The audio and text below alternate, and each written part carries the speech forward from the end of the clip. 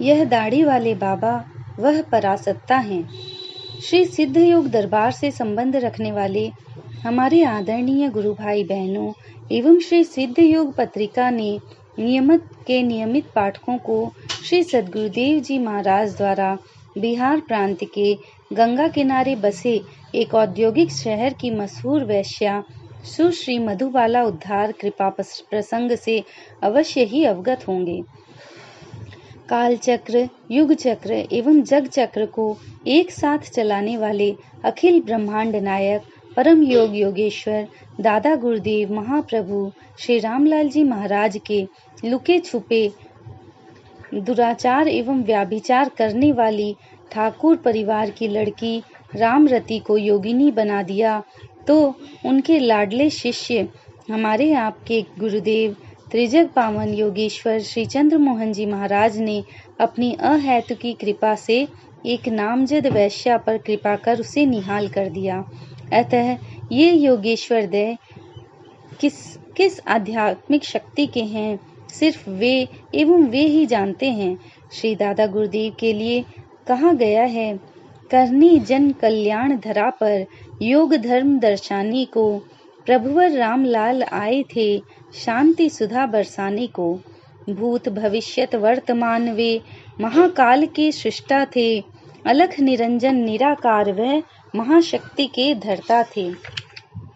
प्रसंग उस समय का है जब हमारे आपके एवं प्राणी मात्र के भाग्य विधाता अकारण दयालु श्री सद्गुरुदेव जी महाराज गंगा यमुना एवं सरस्वती के पवित्र संगम पर लगने वाले अर्ध कुंभ मेला क्षेत्र प्रयागराज की पवित्र बालुका में अपने योग जिज्ञासु बालक बालिकाओं के साथ एक माह का अपना योग प्रशिक्षण केंद्र श्री सिद्ध गुफा सवाई का कैंप रामानुज मार्ग पर लगाकर बखूबी योग संगम की धारा प्रवाहित कर रहे थे। दिन व दिनांक बिल्कुल ठीक याद नहीं आ रहा है, परंतु यह सत्य घटना आज से लगभग 12 वर्ष पूर्व की है। श्री प्रभु जी ने अपने योग प्रचार कार्यक्रमों में इस प्रयागराज के योग प्रचार कार्यक्रम की रूपरेखा ऐसी बनाई थी, जिसमें लगभग 10 से 15 दिन प्रत्येक वर्ष इस माघ मेला में निवास करते थे एवं अर्ध कुंभ या कुंभ के अवसर पर लगभग 30 दिन निवास किया करते थे। इस प्रवास के दौरान श्री प्रभु जी प्रातः काल अपने बाल गोपालों के साथ संगम स्नान करने जाया करते थे एवं उन्हीं के साथ वापस कैंप आया करते थे। संगम आते जाते समय सभी गुरु भाई बहन सदगुरु जय जय, रामलाल जय जय, अखंड ज्योति प्रभु रामलाल जय जय की आवृत्ति किया करते थे।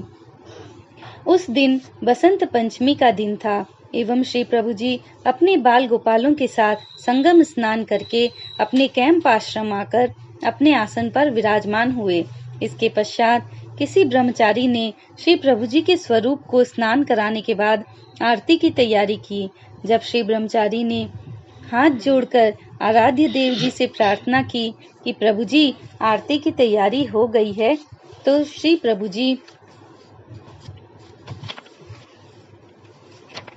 अपने आसन से उठे एवं श्री महाप्रभु जी की विधिवत आरती की।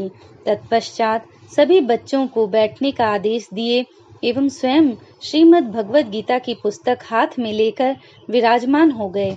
श्री प्रभु जी ने अपने मुखारविंद से गीता के 11वें एवं 12वें अध्याय का पाठ किया एवं अपने साधकों से कराया।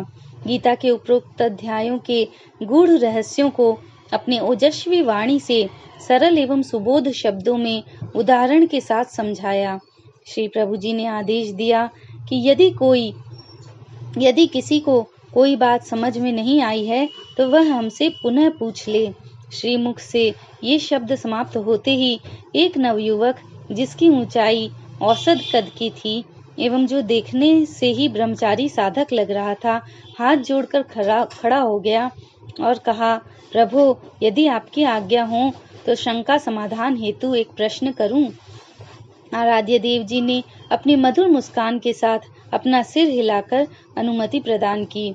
यह सत्य यहाँ उजागर कर देना समीचीन होगा कि यह प्रश्नकर्ता न तो हमारा गुरु भाई था और न हमारे सिद्ध योग परिवार से किसी प्रकार संबंधित था। वह आगंतुक ने प्रश्न किया कि प्रभु जी, आपके अर्थ एवं उदाहरण सहित गीता पाठ से यह स्पष्ट हो गया कि भगवान श्री कृष्ण पूर्ण योगी हैं। फिर भी मेरे विचार में एक शंका बार बार आ रही है एवं उसका निवारण श्रीमुख से ही कराने की इच्छा हो रही है। आराध्य देव जी ने आगंतुक साधक से कहा कि कहो लल्ला, तुम्हारी क्या शंका है? उस साधक ने प्रश्न किया, प्रभु, सबसे बड़ा योगी कौन है? श्रीमुख ने उत्तर दिया, भगवान श्री कृष्ण के समान योगी इस धरातल पर आया ही नहीं। आराध्य देव जी का यह उत्तर सुनकर वह बार बार रोमांचित होता रहा। उसने कुछ क्षण पश्चात फिर प्रश्न किया, प्रभु, यदि सबसे बड़े योगी भगवान श्री कृष्ण चंद्र हैं, तो आप उनको छोड़कर ये दाढ़ी वाले बाबा, श्री महाप्रभु जी की तरफ इशारा करके, आरती पूजा क्यों करते हैं एवं अपने शिष्यों को इन्हीं का ध्यान लगाने की आज्ञा क्यों देते हैं?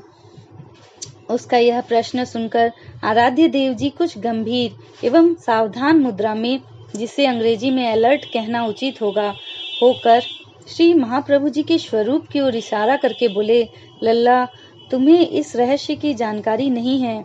ये दाढ़ी वाले बाबा वह परासत्ता हैं जिनके संकल्प मात्र से श्री कृष्ण एवं श्री राम को अवतार लेना पड़ता है। विशेष तुम्हें क्या बतलाऊं, जिस जीवधारी पर इस योगेश्वर बाबा जी की करुणामय दृष्टि उसके कल्याणार्थ पड़ जाती है, वही श्री राम, कृष्ण एवं बुद्ध बन जाता है। श्री प्रभु जी ने अपने मुखारविंद से आगे समझाया कि महान पतिता एवं दुराचारिणी बिहार प्रांत के चंपारण जिले की निवासिनी बालिका रामरती को क्षण मात्र में पूर्ण योगिनी बनाना, बलिया जिले के श्री हरिराम शर्मा नामक ब्राह्मण बालक को मिनटों में तत्व विजयी अमर सिद्ध बनाना, विजना नामक महिला को पूर्ण स्वस्थ बनाकर योग ध्यान परायण बनाना, हजारों दंडी स्वामियों के गुरुदेव महंत श्री बालकृष्ण दास को योगी बनाना और मृत्यु के मुख से श्री मानिक चंद दलाल नामक प्राणी को खींचकर उसे सपत्नीक एवं उसके परिवारजनों के साथ योग ध्यान परायण बनाना और किसी के बूते की बात है? श्रीमुख ने आगे उपदेशित किया कि ऐसे हजारों हजार चरित्रों को मैंने स्वयं अपनी आंखों से देखा है, जिसमें श्री प्रभु जी ने अकारण कृपा करके महान पातकी को पुण्यात्मा, पूज्य एवं योग्य साधक बना दिया। ईश्वर कृपा करता है तो पापी को पुण्यात्मा, नरकगामी को स्वर्गगामी एवं दुराचारणी को सदाचारणी बनाता है। परंतु हमारे श्री प्रभु जी, हमारे आपके श्री महाप्रभु जी ने जिस पर कृपा की उसे पतित उदाहरण बना दिया। अतः यह स्पष्ट है कि योगेश्वर, सिद्धेश्वर एवं परमेश्वर श्री महाप्रभु जी अलौकिक, अद्वितीय एवं अतुलनीय हैं। इसके पश्चात महाप्रभु जी के जयकारे के साथ प्रातःकालीन सत्संग समाप्त हो गया। अब अपने लिए तथा आपके लिए कुछ शिक्षाप्रद शब्दों के साथ इस कृपा प्रसंग को यहीं विश्राम दिया जा रहा है। राम दया सदगुरु कृपा साधु संग जब होए, तब प्राणी जन को छू रहयो विषयो रस भोए।